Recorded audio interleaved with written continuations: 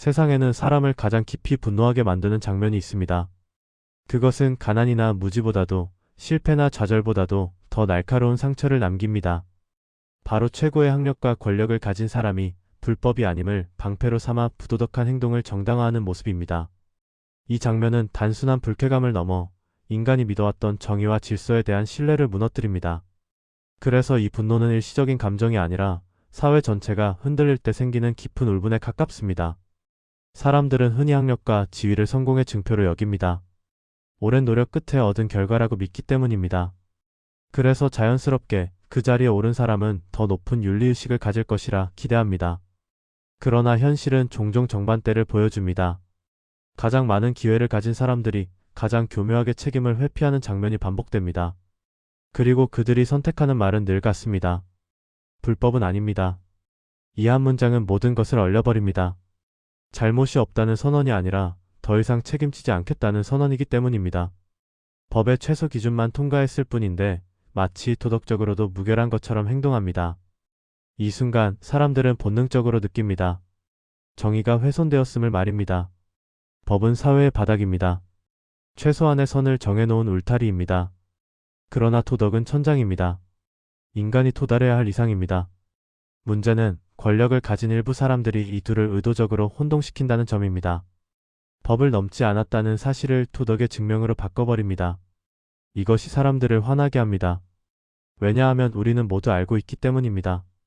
법을 어기지 않았다고 해서 옳은 행동을 한 것은 아니라는 사실을 말입니다. 이러한 모습은 특히 서민들에게 큰 박탈감을 줍니다. 하루하루 성실히 살아가는 사람들은 작은 실수 하나에도 죄책감을 느끼며 삽니다.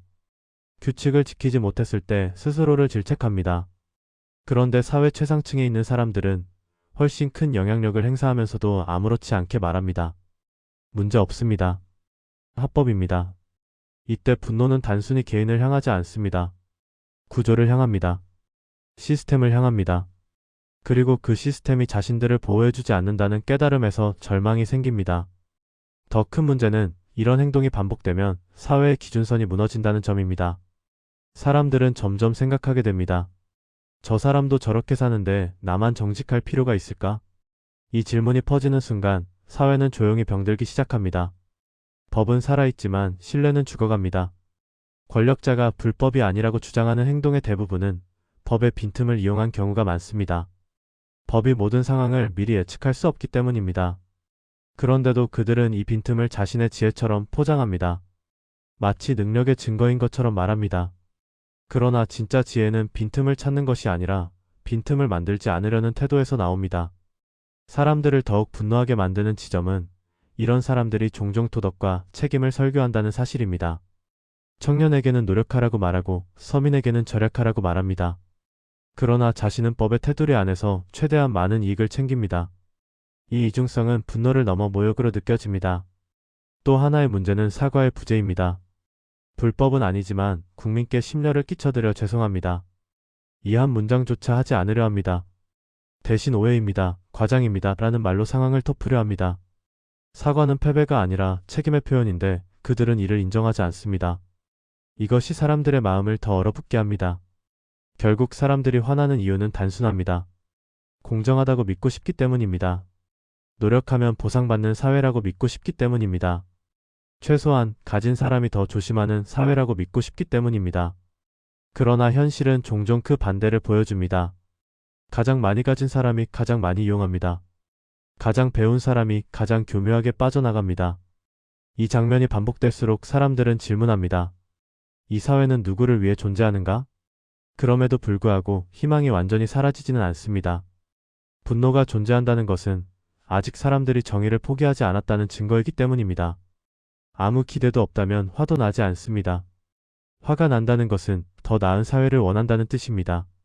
그래서 이 분노는 무의미한 감정이 아닙니다. 변화의 씨앗입니다.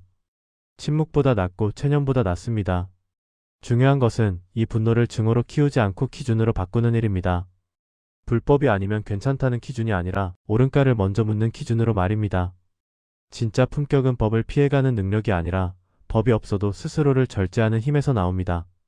진짜 엘리트는 가장 많은 특권을 가진 사람이 아니라 가장 많은 책임을 지는 사람입니다. 사람들을 화나게 하는 것은 결국 한 가지입니다. 힘 있는 사람이 스스로를 낮추지 않을 때입니다. 그리고 사람들이 원하는 것은 한 가지입니다. 완벽한 지도자가 아니라 부끄러움을 아는 지도자입니다. 이것이 우리가 아직도 분노하는 이유이며 동시에 아직도 희망을 놓지 않는 이유입니다.